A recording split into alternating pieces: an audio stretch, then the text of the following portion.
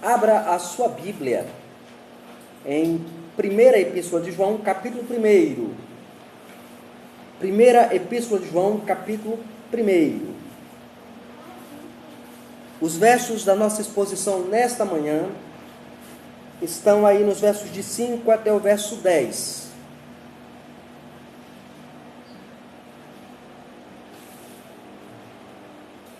Primeira João, capítulo 1, versos de 5 a 10. Esta porção da palavra de Deus nós não vamos ler porque nós já lemos conforme a nossa liturgia, ok? Então, para os irmãos que vêm a esta igreja a primeira vez, deixe eu situar você na carta de João, ok? João, ele escreve esta carta, na verdade ele escreve todo o conjunto da sua obra, o Evangelho, as 3 cartas e o Apocalipse, visando objetivos específicos. O objetivo que ele decide fazer é, primeiro, o Evangelho promover a fé, fortalecer a fé dos crentes. As cartas é para combater um inimigo muito presente naquele momento, que era o gnosticismo.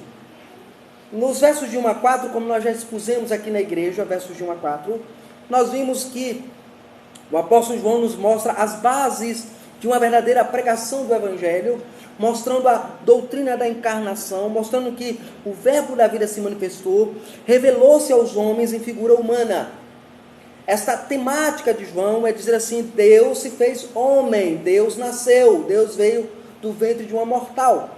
Também João mostra que o propósito da encarnação, ou melhor, o ensino da verdade da encarnação, ele usa para promover a comunhão trinitária da igreja, como nós vemos de maneira muito clara nos versos de número 3, que ele diz que ele proclama essas verdades no capítulo 1, verso 3, que ele proclama para ter comunhão conosco, e a nossa comunhão com o Pai, com o Filho, e o Espírito Santo está presente, porque só o Espírito Santo pode capacitar esta comunhão com o Pai e com o Filho. Então, a comunhão trinitária. Nós também vimos a realidade da encarnação, porque ele vai dizer que ele apalpou o verbo da vida, que ele tocou no verbo da vida, que ele teve contato com o verbo da vida, que é Cristo. Agora João trabalha as questões práticas da vida da igreja, da vida dos crentes. Domingo passado, domingo à noite, nós fizemos uma exposição da segunda carta de João, e nós vimos naquela ocasião que João ele visa combater o ensino gnóstico, que havia negado a doutrina da encarnação e levado a igreja para a prática do pecado longe da doutrina de Cristo. Aqui, João, em termos práticos, ele começa a trabalhar algumas coisas para nós. E o tema da nossa exposição nesta noite, nesta manhã, será vivendo sob a luz de Deus.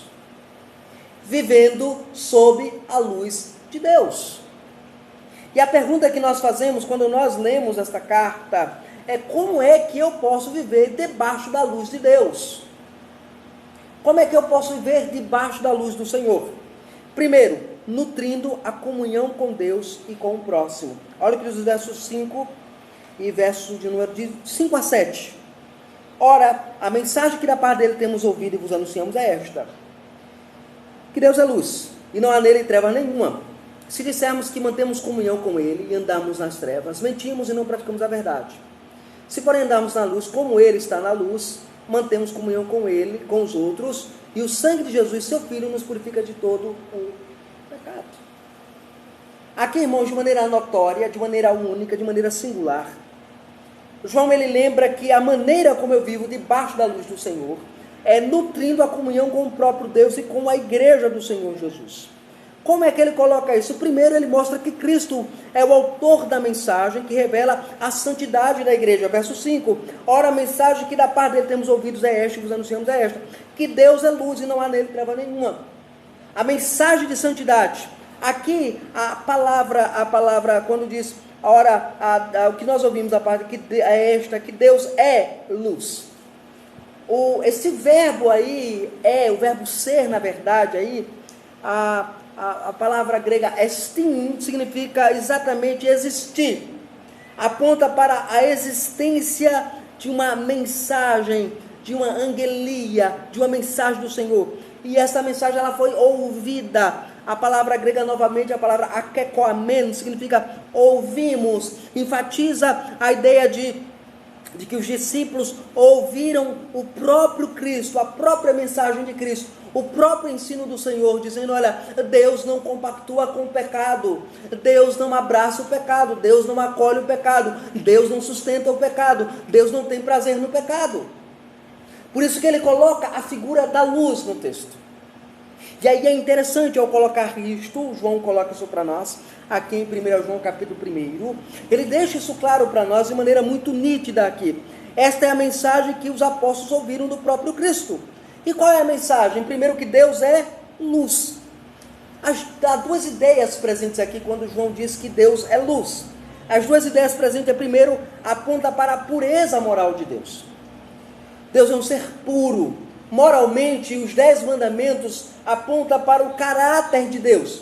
Então, quando eu olho para os 10 mandamentos, quando eu olho para o decálogo, quando eu olho para a lei de Deus, eu vejo o caráter moral de Deus revelado ao homem. Mas também, a segunda ideia, a segunda imagem que João coloca aqui é o juízo de Deus sobre as trevas.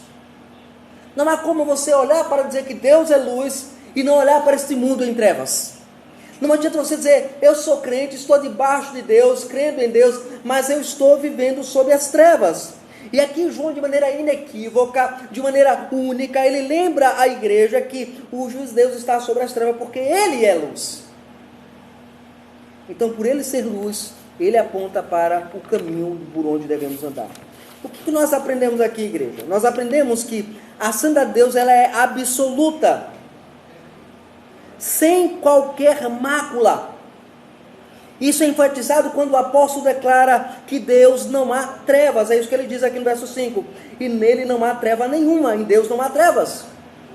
O que eu aprendo aqui, igreja? Primeiro, eu aprendo que Deus é separado do pecado. Deus ele é separado do pecado. Segundo, que em Deus não há nenhuma característica, algo característico que seja pecaminoso. Veja, Deus ele é moralmente separado do pecado e em Deus também não há nada que o caracterize como um pecador. A terceira verdade é que a santidade de Deus lança a luz a cada pecado específico que nós cometemos. Ou seja, quando eu venho à igreja, todos os domingos, todas as reuniões litúrgicas da igreja, onde a palavra é enfatizada, onde a palavra é pregada, a minha vida é analisada à luz do meu estado de pecado. A minha vida ela é confrontada com a palavra de Deus, revelando a mim os meus pecados, os pecados mais ocultos da alma, mais escondidos da alma, mais ocultados dos olhos humanos. E aqui de maneira inequívoca, mais uma vez, o Senhor Jesus, através de João, nos ensina que, uma vez que eu olho para Deus como luz, aponta que o meu pecado será denunciado, será revelado, será colocado às claras, será tratado pelo Senhor. Às vezes nós esquecemos disso. Qual é a função da luz? Desfazer as trevas. Vocês lembram que Jesus diz lá em Mateus capítulo 5, verso 14? Ele diz: vós sois o quê? A luz do mundo. Sendo a luz do mundo, significa que a sua vida denuncia a vida de trevas do mundo, a vida de pecado do mundo. Aqui de maneira clara, João lembra isso à igreja. Ele também, quando ele diz que Deus é luz, ele aponta para que nada pode estar oculto da face de Deus. Nada você pode fazer esconder de Deus. Um puritano no passado dizia o seguinte: se você quer ocultar o seu pecado, peque no lugar onde Deus não veja. E a pergunta é: há algum lugar que Deus não veja? Não, porque Ele é luz. Aonde Deus está, haverá a luz do Senhor denunciando as nossas trevas, denunciando os nossos pecados, confrontando o nosso pecado, exigindo de nós a renúncia do pecado. Então, a primeira alternativa de viver debaixo da luz, sob a luz de Deus, é entender que preciso nutrir uma comunhão com o Senhor. Para eu nutrir essa comunhão com o Senhor, eu preciso entender que eu estou debaixo da grandeza de Deus, nesse sentido da luz dele está me denunciando. Em segundo lugar, como eu posso viver sob a luz do Senhor? Eu preciso considerar que existem duas alternativas para quem considera ter comunhão com Deus. Verso 6. Olha o verso 6. Se dissermos que mantemos comunhão com Ele e andarmos nas trevas, mentimos e não praticamos a verdade. Primeiro, quais são as duas alternativas que nos apresenta aqui o texto? Primeiro, a primeira alternativa é andar com Deus e manter comunhão com Ele. Então eu devo andar com Deus. Aqui, irmãos, João nos ensina que devemos seguir os mesmos objetivos do Pai. Porque é isso que ele diz, olha, se você diz que tem comunhão com o Senhor, ora, se dissermos que temos comunhão, mantemos comunhão, temos koinonia. E o que é koinonia? É ter o mesmo objetivo específico, caminhar da mesma forma. A palavra grega koinonia que aparece aqui significa a ideia de ficar, de se identificar com Ele. E com Ele exatamente fazer como Ele faz, ou implica no relacionamento com Deus. Aponta que eu tenho um relacionamento com o Senhor, e quando eu tenho esse relacionamento com Deus, aponta para a grandeza de caminhar com Ele. Ele diz, mantemos comunhão com Ele. Se dissermos, eu tenho comunhão com Deus, eu sou crente, eu sirvo a Deus, eu sirvo a Jesus, eu amo ao Senhor Jesus, eu caminho com Jesus na minha vida, eu sou crente, eu fui batizado na igreja, eu sou membro da igreja, eu congrego na igreja, eu vivo a vida da igreja.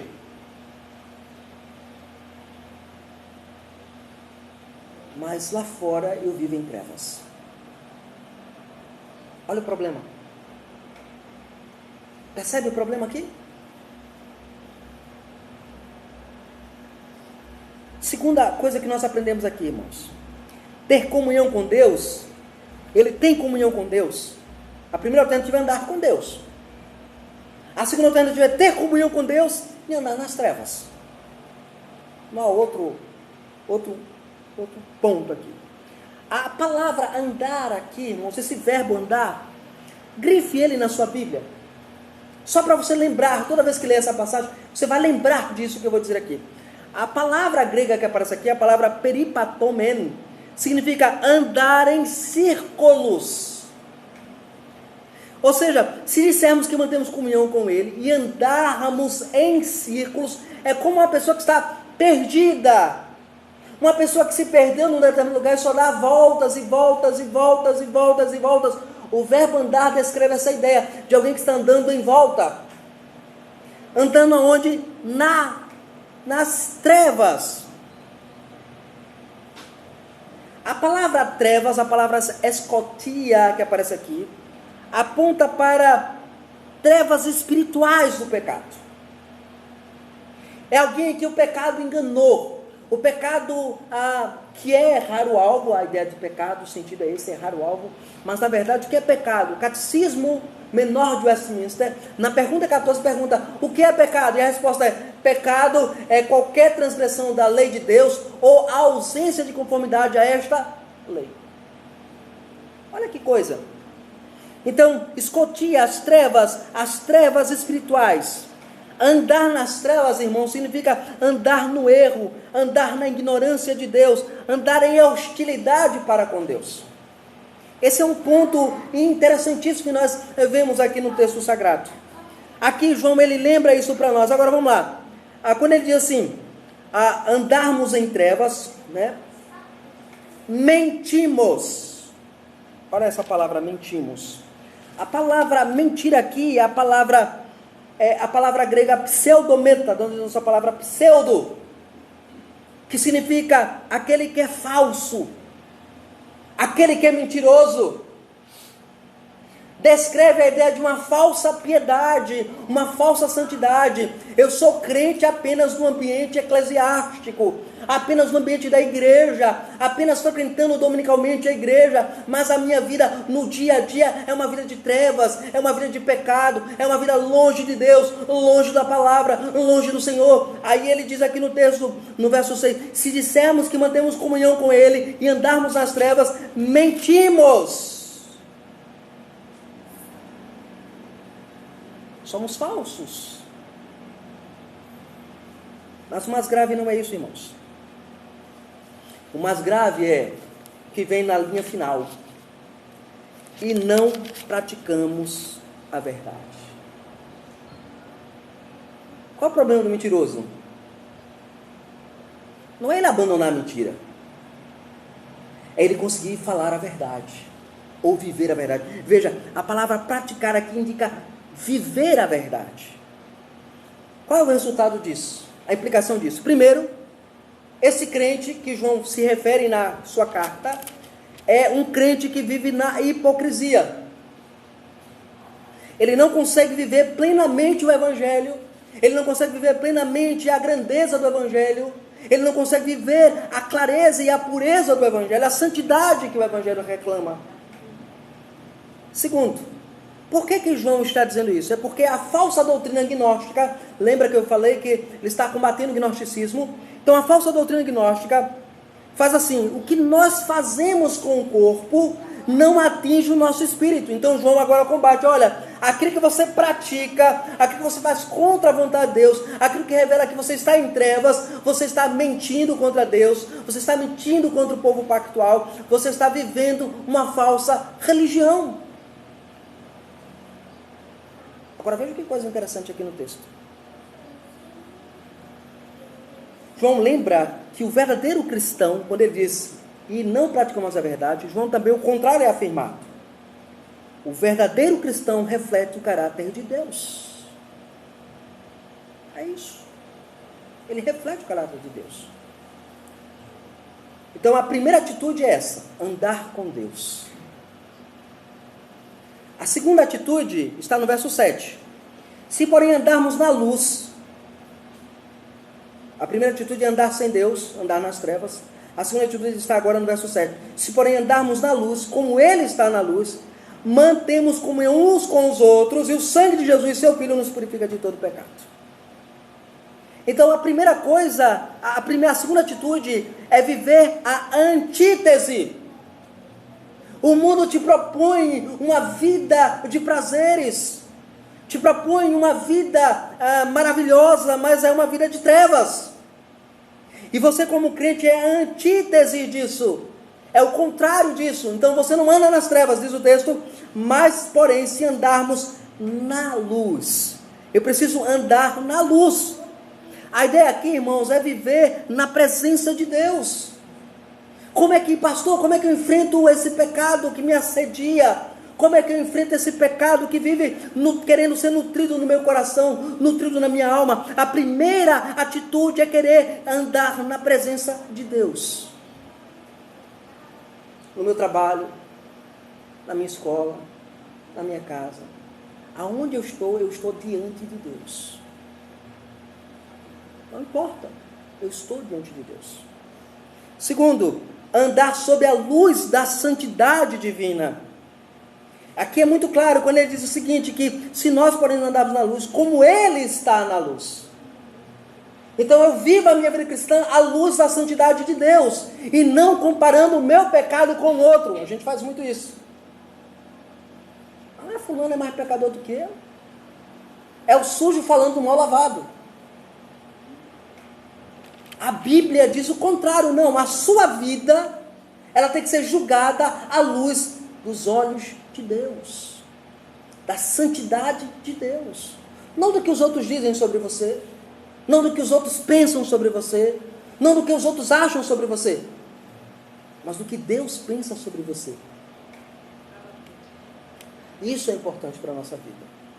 Lembram-se de Jó?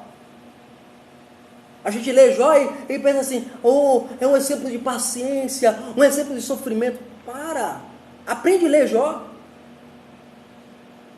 Diz o texto sagrado que Satanás, ele veio rodear a terra e diz assim, aí Deus pergunta para Jó, pergunta para Satanás, Satanás, de onde tu vens de rodear e passar pela terra? Veja o que Deus faz. Vistes o meu servo Jó? Homem reto, íntegro, temente a Deus e que se desvia do mal. O testemunho é de Deus sobre Jó. Ou seja, é como Deus vê a Jó. Como Deus lhe vê?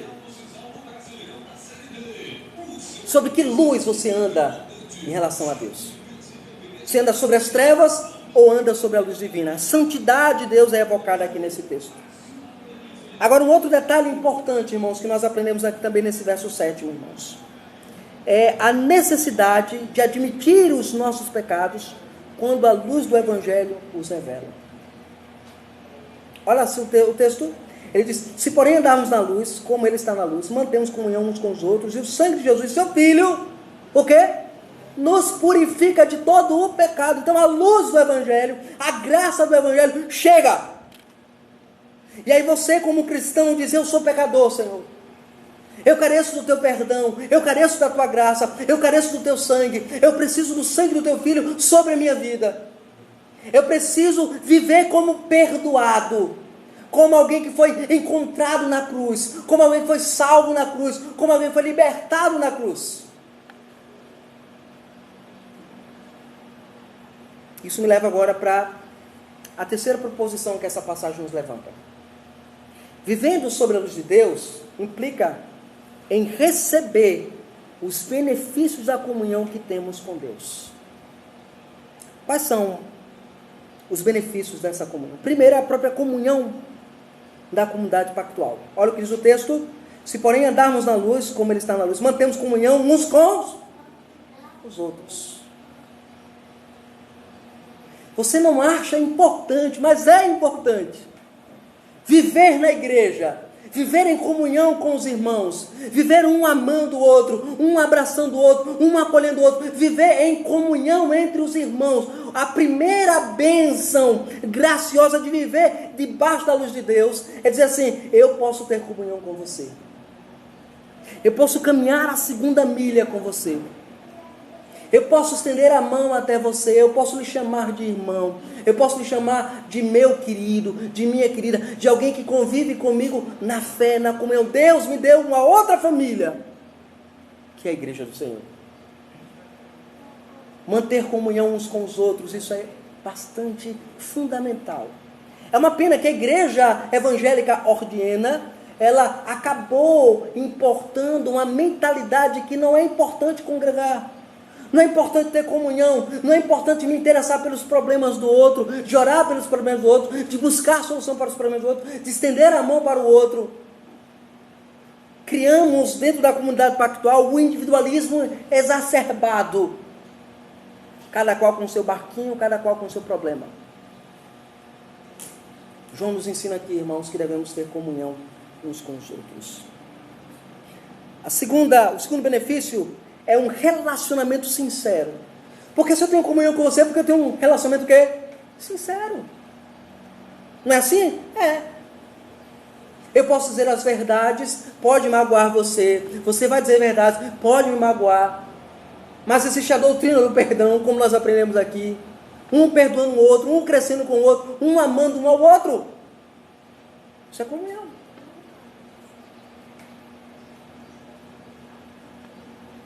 O terceiro benefício, irmãos, é o perdão dos pecados. Está aí no verso 7 ainda. Como uns com outros, e o sangue de Jesus, seu Filho, nos purifica de todo o pecado. O pecado, irmãos, o que ele faz? Ele rompe a nossa comunhão com Deus e com o próximo. Os seus efeitos, eles são danosos. A palavra grega usada aqui, a palavra hamartia, significa errar o alvo. O pecado, como a falta de conformidade com a lei de Deus, é notória. O pecado aqui, a palavra, quando ele diz todo o pecado, quando diz que Jesus nos perdoa de todo o pecado, a palavra grega, a expressão grega passas hamartá, significa exatamente que cada pecado, o poder purificador do sangue de Jesus, ele é real, ele perdoa, ele te dá paz com Deus, ele te dá comunhão com Deus, ele te dá comunhão com o Senhor. Então abandone o seu pecado, entregue-se a Cristo, abandone-se aos cuidados dele. É isso que o Evangelho nos ensina.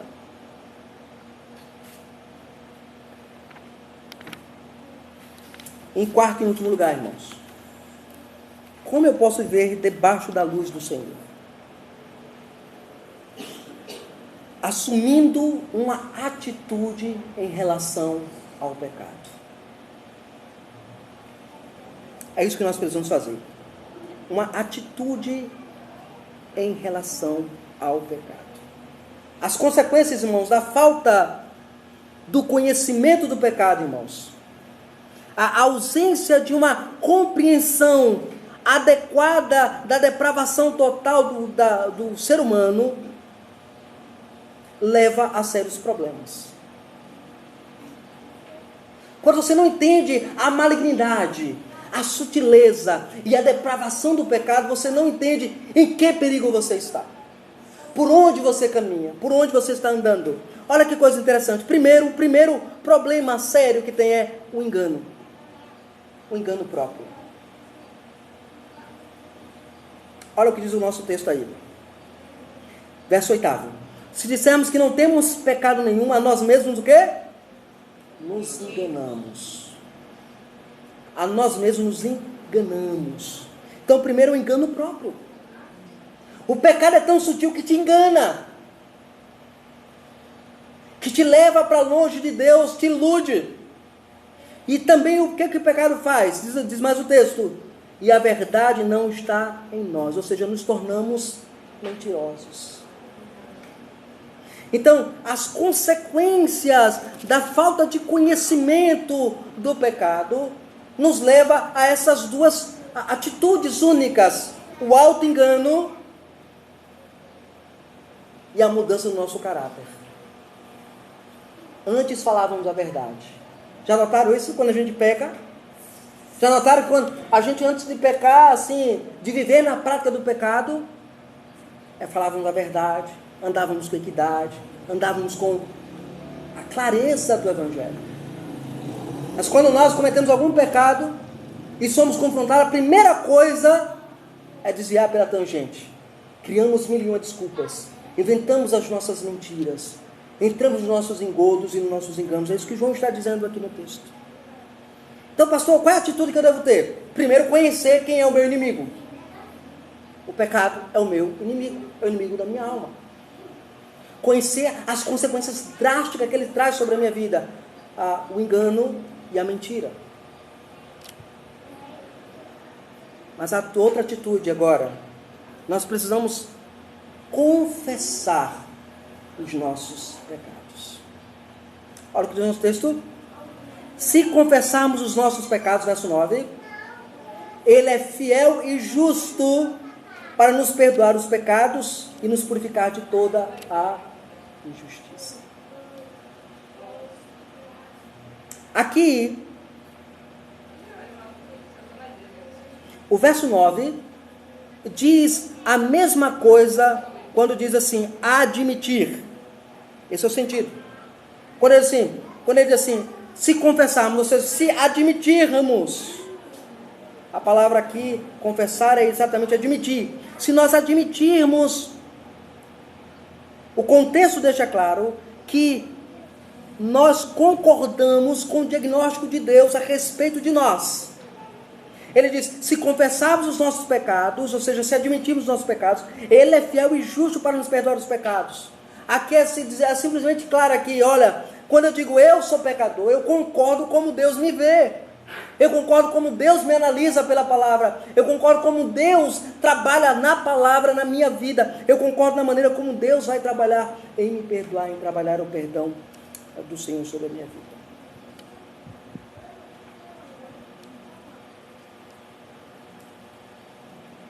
Mas o que acontece depois disso, irmãos?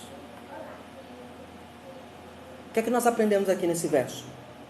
Aprendemos primeiro sobre a fidelidade de Deus. Verso 9 diz, Ele é fiel e justo para nos perdoar.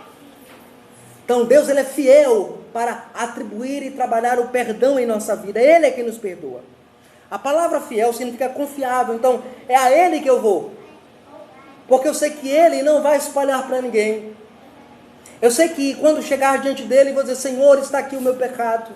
Trata do meu pecado. Liberta meu coração desse pecado. Livra minha alma desse pecado. Me faz caminhar em santidade. Me faz amar em santidade. Me faz viver a santidade. Segundo, Ele é fiel e confiável para quê? Para nos perdoar os pecados. São os nossos pecados. Nós devemos parar de orar aquelas orações que nós fazemos. Senhor, nós cometemos alguns erros contra o Senhor. Não, nós pecamos contra o Senhor. E queremos, Senhor, diante da tua graça, diante da tua bondade, do teu amor, deixar aos teus pés os nossos pecados. Livra-nos deles, Senhor. Nos faz amar a santidade, nos faz amar o Senhor. E aí ele diz, para nos purificar de toda a injustiça. Se ele diz que ele é fiel e é capaz e competente de nos purificar, por que você não vai a ele? Por que você não vai até ele e confessa a ele os seus pecados? João diz isso.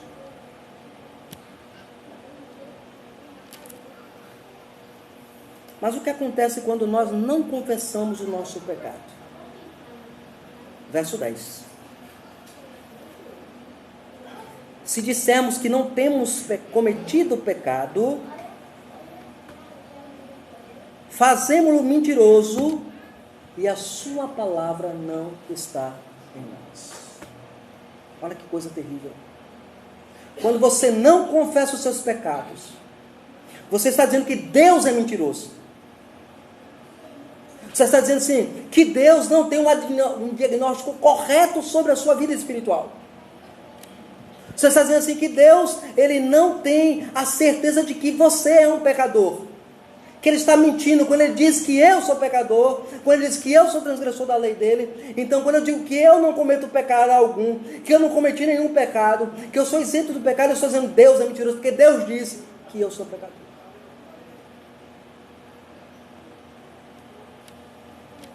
Agora veja a consequência disso. Não é apenas que eu torno Deus em mentiroso, irmãos, mas significa que a palavra de Deus, ela não vive na minha vida. Lembra de Colossenses capítulo 3, verso 16? Habite ricamente a palavra de Cristo no vosso coração. Então, quando eu digo que não tenho pecado, que eu não cometo pecado, que eu não sou transgressor da lei de Deus, a palavra de Deus não habita abundantemente em meu coração, que é a única que é capaz de fazer com que eu abandone o pecado. Entendem? É a palavra de Deus que faz isso. E diante disso, que nós podemos aprender desse texto e aplicar o nosso coração como igreja do Senhor Jesus. Primeira verdade que nós aprendemos, irmãos, é a pureza e a santidade de Deus. Deus é puro, Ele é santo. Ele não compactua com o pecado, com a impureza. Ele exige de nós santidade, precisamos viver a santidade de Deus. Segunda verdade que nós aprendemos aqui nesse texto, irmãos, é que uma vez que nós praticamos a santidade, podemos ter comunhão uns com os outros. Vivemos em comunhão, vivemos em unidade, vivemos amando ao Senhor. A terceira verdade que nós aprendemos aqui, irmãos, nesse texto, sem sombra de dúvida, irmãos, é entender que, uma vez que Deus nos denuncia o pecado debaixo da sua luz, devemos ter uma atitude única: confessar o nosso pecado, abandonar o nosso pecado e viver a palavra de Deus em nós. Não há outra maneira. É confessar, abandonar e viver a palavra. É isso que nós precisamos fazer como igreja.